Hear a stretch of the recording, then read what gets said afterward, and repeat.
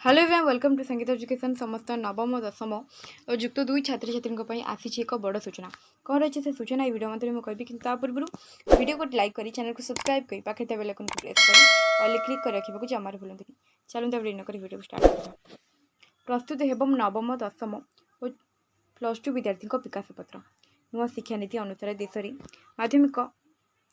High school और उच्च माध्यमिक हायर सेकेंडरी स्कूल तथा +2 पाठ्यक्रम गोटे धारे मूल्यांकन होगी एनसीईआरटी परक पक्षर राज्य स्तर में प्रशिक्षण प्रदान कर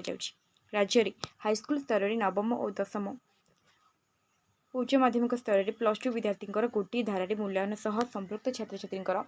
सर्वांगीन विकास पत्र बा होलिस्टिक प्रोग्रेस कार्ड किपरि प्रस्तुत से बाबद परक पक्षर रूपरेख प्रस्तुत कर परक पक्षर एनसीईआरटी गवेषक को नहीं माध्यमिक शिक्षा परिषद रे एक 5 दिन कर्मशाला आरंभ होईछि। बोर्ड सभापति श्रीकांत तराई मुख्य अतिथि भाव जोगदे कर्मशाला को उद्घाटन करथिले। Council of higher secondary education रो चेयरमैन मृणाल कांति दास, बोर्ड उपसभापति डॉक्टर निहार रंजन महांती, एनसीईआरटी पक्षर परकर सीओ प्रोफेसर इंद्राणी बहादुरी, जहारा काजमी और बोर्ड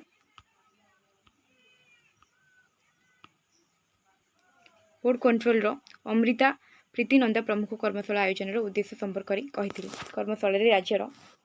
30 जिलूर हाईस्कल और +2 शिक्षानुष्ठान अध्यापक मिसी 85 जन प्रशिक्षण